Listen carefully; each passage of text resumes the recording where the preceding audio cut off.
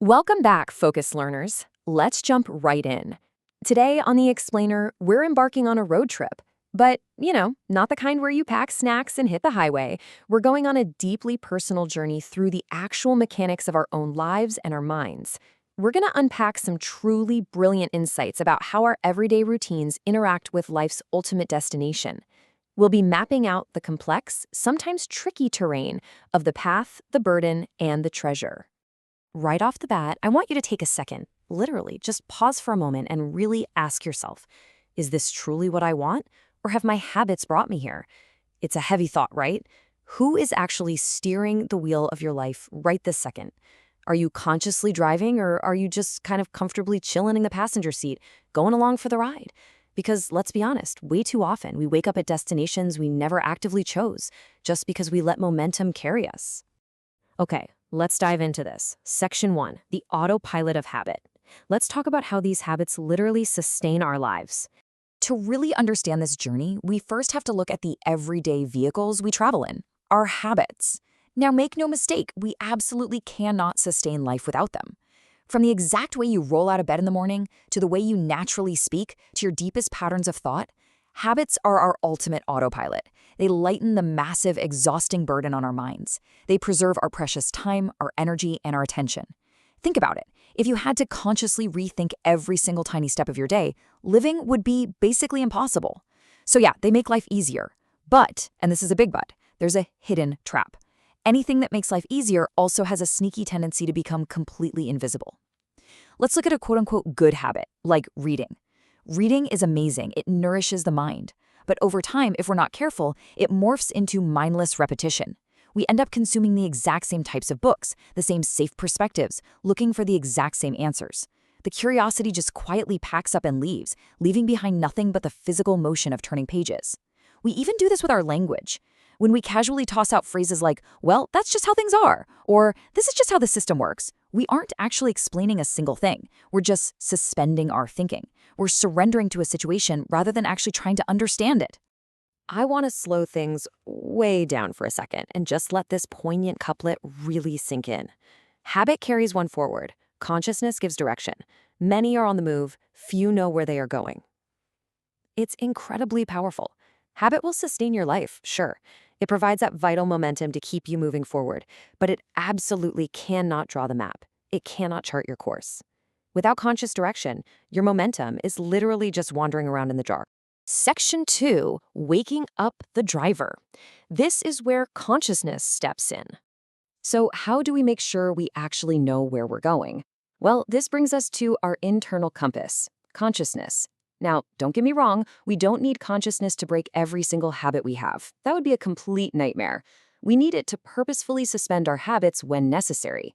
True freedom isn't just deleting all your habits, it's having the remarkable ability to remain awake and fully aware while they are operating. And we really need to be awake, because the road we're traveling on is a lot more complex than it looks at first glance. A completely fascinating insight from our source material is that we aren't actually just traveling on one single road. Whether you realize it or not, we are all navigating 3 interconnected journeys, all at the exact same time: the outward journey, the inward journey, and the moral and spiritual journey. When we really break it down, it's fascinating to see exactly how these paths function side by side. The outward journey is all about causes. It's the technique, the rules, the sheer relentless effort we put into building our careers, science, and civilization. It's the tangible, visible progress we make out there in the physical world.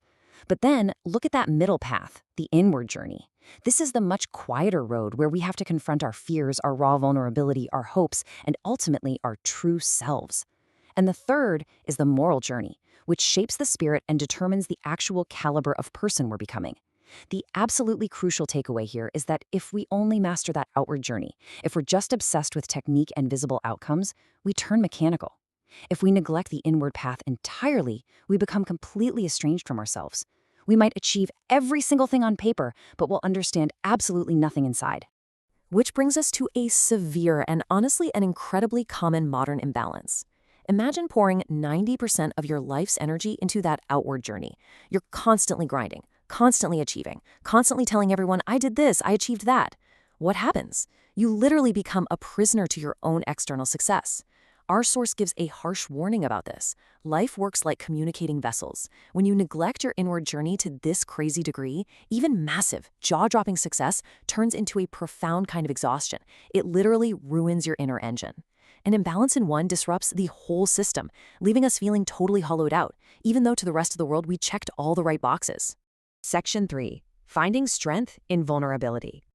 So let's consciously pivot right now and focus on that frequently neglected inner terrain. If we want to achieve true maturity, we have to stop being blindly dependent on the external world for validation. We have to face the stuff that makes us deeply uncomfortable. It means finding real strength in the exact place we usually try to hide, our own vulnerability and our own neediness. Think of this as climbing a steep mountain of maturity, step by step. Step 1, recognizing our limits and our fears. Because honestly, everything we fear is just a flashing warning sign reminding us of how limited we really are. Step 2 is actually acknowledging that vulnerability.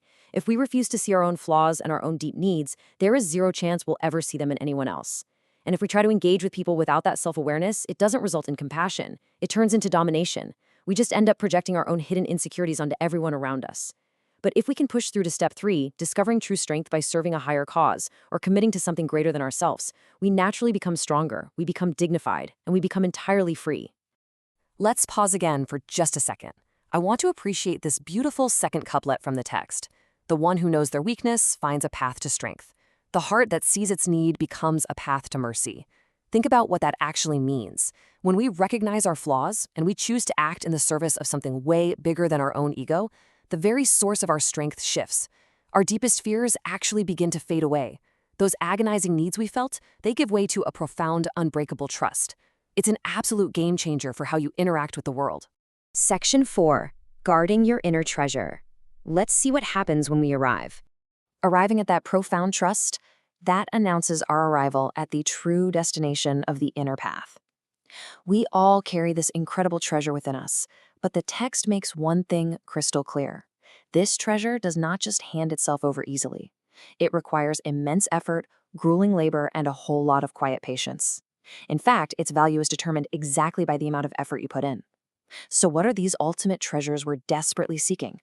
They are dignity, integrity, and freedom.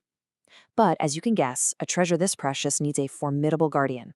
And that guardian is composure. Now, when I say composure here, I do not mean just keeping a straight face in a tough meeting or being polite. It's described as a literal suit of steel armor that protects what is most valuable inside of us. It demands pure, unfiltered authenticity. It calls on you to shed every single form of pretense, to drop the fake masks, and to live completely in the truth, no matter how much the external world pressures you to conform. Life is essentially a lifelong vigil over this treasure. And as we look around at the other folks on the road, we typically see two distinct types of travelers. On one hand, you have the faithful trustee. This is the person who looks at their responsibilities and sees them as an absolute honor. They accept discipline from day one. Sure, they grow exhausted, but they don't sit around complaining about it. They give both rust and effort their proper respect because they fundamentally understand the weight of the journey. But on the flip side, we have the escapist. This person thinks incredibly narrowly. They belittle discipline, they complain about literally everything, and they are constantly, desperately trying to abandon their responsibilities. Tragically, they mistake escape for true freedom. But here's the reality. True dignity only comes from remaining faithful to what you've been entrusted with. Running away doesn't make you free at all. It just leaves your most valuable treasure completely unguarded. And you know what the most fascinating thing about all of this is? The human journey is an unending discovery. As long as there is life, there is no stillness. If your physical body can't move, your mind is still going to think. And if your mind grows incredibly weary, well, your heart is going to remember.